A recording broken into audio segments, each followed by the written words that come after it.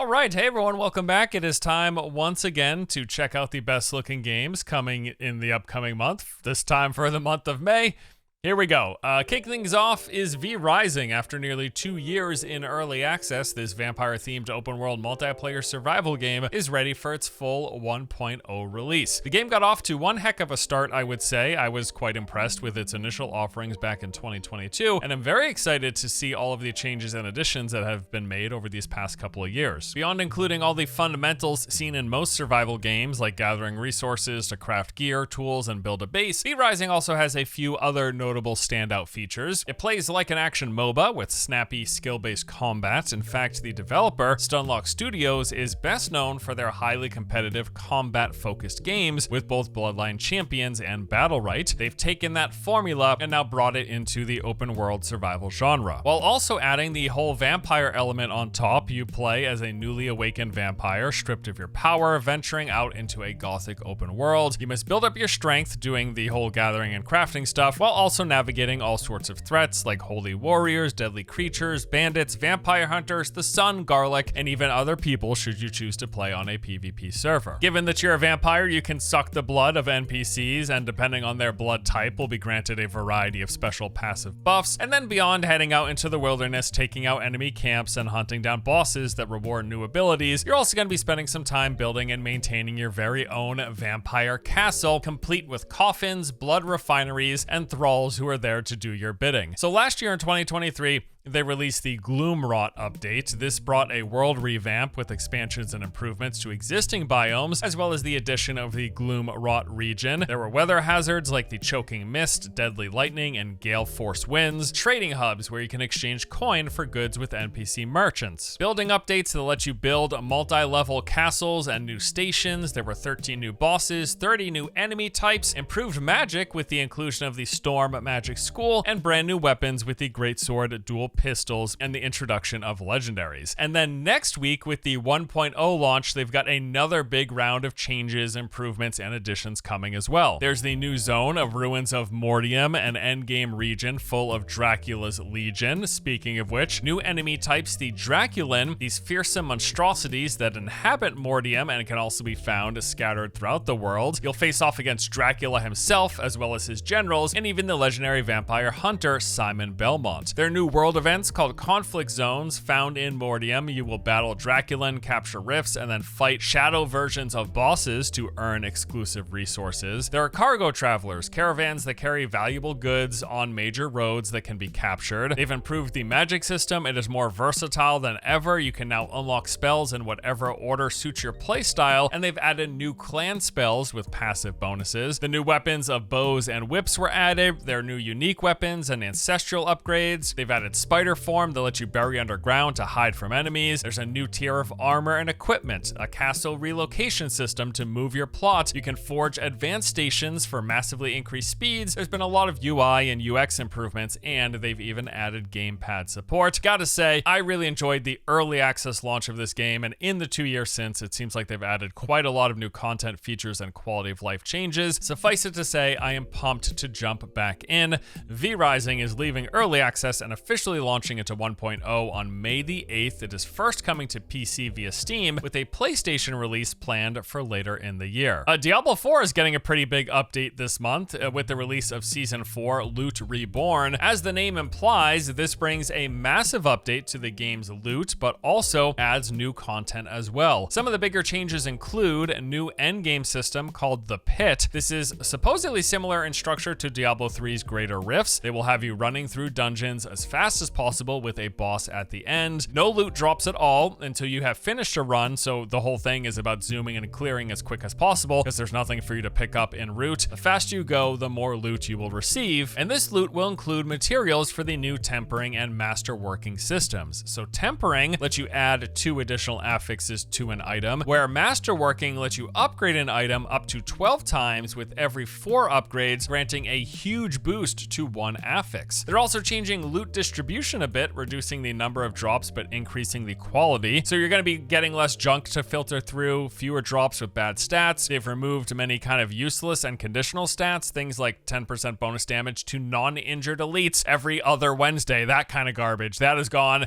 and replaced with more generally valuable options like, hey, you want more movement speed, you want more max life, you want a single rank of a core skill. Yes, yes, and yes to all of that. Helltide's got a revamp. Mob density has been increased. They've added new events, and Helltides will now be available as early as World Tier 1, making it a nice new alternative to leveling. The Codex of Power now also stores all aspects whenever you salvage an item, so it is no longer a physical thing that you hold onto in your inventory or put in your stash. Instead, the Codex is just going to be updated to the highest roll version of any aspect that you found via playing. And thank God they're finally doing it. You can now zoom out further so that the parts of the game don't feel as claustrophobic as they did at release. This all sounds pretty great and is far more enticing for making me want to revisit the game than anything that we've seen from prior seasons. Yeah, they added new content types, they added new variations and power progression, but this kind of stuff, this has me actually interested in revisiting Diablo 4. So yes, maybe May will be the month where I give D4 another go. Season 4 for Diablo 4 will be launching on May 14th. Another one of Sony's first-party bangers is finally making its way to PC this month. That is Ghost of Tsushima. The game originally launched for PlayStation in July 2022 and was met with great scores, averaging an 84, with nearly 90% of critics recommending the game, according to OpenCritic. Ghost of Tsushima is an open-world stealth action-adventure game where you play as a samurai warrior and the last line of defense between mainland Japan and a massive Mongol invasion. The game features samurai-inspired action combat that feels like a blending of Sekiro and the Batman Arkham games. It's got all of these staples with the variety of attack and defensive options, along with the inclusion of stances you can swap between, tailored to help you deal with different sorts of threats. There's a progression system via techniques as you unlock new abilities and ways to deal with enemies. There's also gear progression with armor, weapons, and charms that can be upgraded. There's an emphasis on stealth here as well. You can sneak around, hiding in the shadows, creeping on rooftops, tossing noisemakers to create distractions, and while hidden are able to perform various types of silent takedowns. Or if you fancy direct combat, you can challenge enemies to a showdown where you stand face to face waiting for them to attack and striking before they connect. The director's cut comes with all of the base game and a few new goodies like the Icky Island expansion, the Legends mode, which adds online co-op and replayable missions, special in-game items with a charm, skin set, and tech point, and some director's commentary in the game as well. With the game coming to Steam and on PC, it's also got a host of PC-specific enhancements. These include unlocked frame rates and a variety of graphical options tailored to a wide range of hardware, ultra-wide, super ultra-wide, and even triple monitor support. There's enhanced performance with upscaling and frame generation tech with things like DLSS3, FSR3, and XESS, as well as NVIDIA Reflex and DLAA support. There's Japanese lip sync for a more authentic experience, which that was a big complaint of the first game. There was Japanese dub, but no proper lip sync with it. And then beyond obviously having controller support because it was a console first game, this will be launching playable with mouse and keyboard and includes fully customizable controls. Like I said, the game reviewed quite well from both critics and players, and it's great to see more PlayStation titles coming to PC. Although I'd love for them to be launching simultaneously, I know Sony isn't quite ready to make that leap, and maybe they never will be because that 30% cut that Steam takes is not cheap after all. The Ghost of Tsushima Director's Cut will be coming to PC via Steam on May the 16th. Senua's Saga Hellblade 2, sequel to the award-winning original, plans to sink us deep into the next chapter of Senua's story as she struggles with demons of the world and of her mind's own making. Like the first game, this will likely be a deeply handcrafted experience told through cinematic immersion, beautiful visuals, and engrossing audio. The premise is as follows. Senua has returned, continuing her brutal journey of survival through the myth and torment of Viking Iceland. Intent on saving those who have fallen victim to the horrors of tyranny, she faces a battle of overcoming the darkness both within and without. This is kind of like playing through a psychological thriller / horror movie, more or less, where it's kind of hard to figure out and tease the difference between fact and fiction, but that's okay. You were there for the experience more so than figuring out if it's all real or not. It's all fake anyways because it's just a video game. Anyways,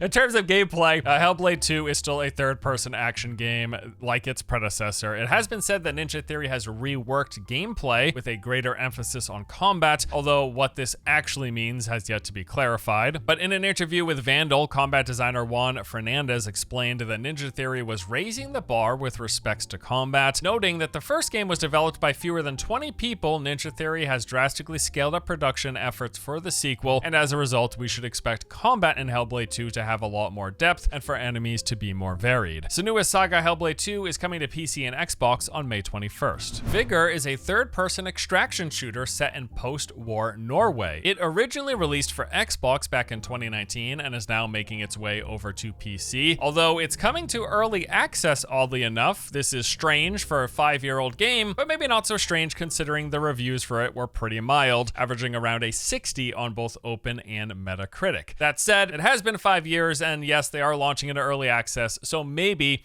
they have plans to improve the game. We will see. Vigor hopes to add its name to the increasingly popular genre of PC extraction shooters. This will include all the expected things. You will dive into encounters, going around, looting and shooting as you attempt to survive and extract the most valuable items. Then you will take that stuff back to your very own player-built home, do some crafting, prep and equip for the next adventure before heading out once again. The game, like I said, is set in this fictional post-war Norway, and I think visually, this actually looks pretty interesting. It is one of the main reasons I'm wanting to check out the game. I like the foresty mountainous region that all takes place in. Hopefully the gameplay and just overall content is better now than it was in its 2019 iteration. Encounters are what they call their primary high stakes game mode. Survival is a priority number 1 here, as you do the whole loop of exploring, looting, shooting, and extracting. The resources you gather are used not only for crafting equipment, tools, and items, but also to build and upgrade your shelter. If you die, you drop everything you have gathered during an encounter. There's over 60 different weapons and consumables to customize your loadout. It's not just shooting. Different playstyles are available if you want to play sneaky, be tanky, be a marksman, a demolitionist, etc. There will be a variety of options. There are various event types like points of interest that hold more valuable loot and airdrops. There's the shrinking play space in the form of a radiation cloud that sweeps over the map, and encounters can be played solo or as a duo. In addition to that, the game features a few other modes like Shootout, a fast-paced deathmatch, or Elimination, a 5 vs 5 tactical round-based team fight. The game has customization as well, with various cosmetic sets for your character. I gotta say, I don't have terribly high expectations for this game, considering just how poorly the Xbox version reviewed, but I do like the genre. I like the setting. I think this looks okay. It's all enough to push me over the edge and want to give it a try, basically. That's about it. And yeah, maybe it is in a better place today than it was 5 years ago, and a PC release is just what the game needs. Once more, we'll see. Vigor is scheduled to launch into Steam Early Access sometime in May. No exact date has been set as of today. All right, so that is a bulk of the list. Let's go ahead and jump into the honorable mentions. We're talking about Homeworld 3. This marks the return of the much-loved Game of the Year winning sci-fi RTS franchise is back. Like its predecessors, you will assume control and battle through fleet combat in fully realized 3D space while experiencing a story that says to unfold on a galactic scale. Combat is all about offering strategic freedom, whether that is funneling foes into an ambush, hiding your fleet in plain sight, sneaking behind enemy lines, or taking unprepared opponents by force. Then beyond the ship combat, you will also navigate all sorts of other dangers like particle storms and asteroid fields while out in space, all of which leave a permanent impact as your fleet persists from one mission to the next. They've got co-op with war games, an all-new 3-player mode that fuses Homeworld's RTS gameplay with roguelike mechanics, where you will take on a randomized series of fleet combat challenges. There's PvP, including 1 vs 1, free-for-all, and team battles, and the game will offer mod support via the Unreal Game Editor. Homeworld 3 launches for PC, coming out on May the 13th. Men of War 2 is the highly anticipated sequel to the acclaimed RTS franchise. This latest installment comes with new units, new locations, campaigns, game modes, and action-filled gameplay with historical fidelity as you battle through eastern and western fronts of World War II. You Utilizing military strategies, you will charge into battle head-on or lay ambushes or capture enemy vehicles, all while commanding artillery, armor, infantry, and support units. The game features a dynamic battlefield with things like highly destructible environments. You can blow up buildings or topple barriers, and you can even construct your very own fortifications on the go. They say that the way you play is up to you, whether you prefer a realistic take on strategy or a more casual face roll sort of experience. There will be 3 narrative campaigns to play through. It's got co-op and PvP, where you can challenge other players in clashes ranging from 1 vs 1 to 5 vs 5, loads of varied historical units, and the game will feature full mod support. Men of War 2 launches on May 15th, coming to PC. Multiversus is Warner Bros. And DC's take on Super Smash Bros. More or less. This is a competitive multiplayer fighting game that features a roster of characters from both companies. Each character will have their own unique moves, worlds, and attitudes. Wow. As time goes on, they say that they intend to continue expanding the playable roster. You will battle on legendary maps with iconic places like Batman's Batcave or Game of Thrones Throne Room. Just quite the combination of IPs thrown into this game. Lots of modes to choose from. There's 1 vs 1, 4-player mayhem, or strategic 2v2 duos. They've also introduced a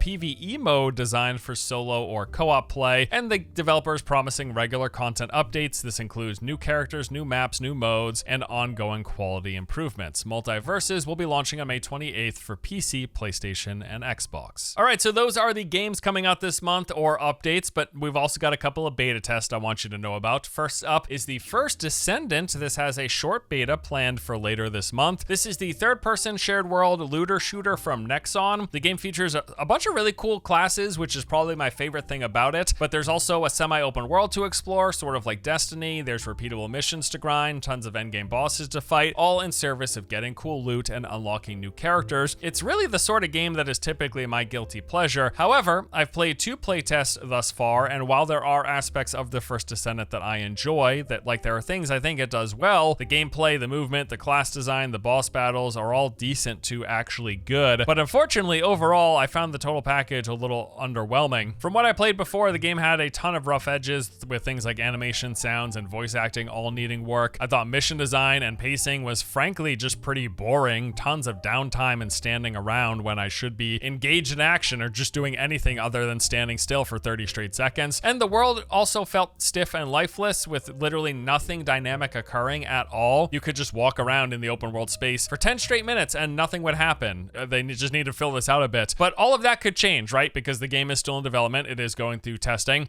Frankly, though, my biggest worry is the fact that the progression system is ripe for monetization, with tons of resources, currencies, and long build timers, some of which, no doubt, you'll be able to speed up with the cash shop, because yes, this is a Nexon game. We can pretty much guarantee that will be the case. Overly and aggressively monetizing their games is, after all, what they are best known for. I gotta say, though, after nearly 40 hours with the First Descendant between the last 2 betas, I have mixed feelings about it, because again, there's things about it that I do really like, but boy, the monetization and a lot of those rough edges and just uninteresting combat had me leaning towards it's probably not going to be a hit.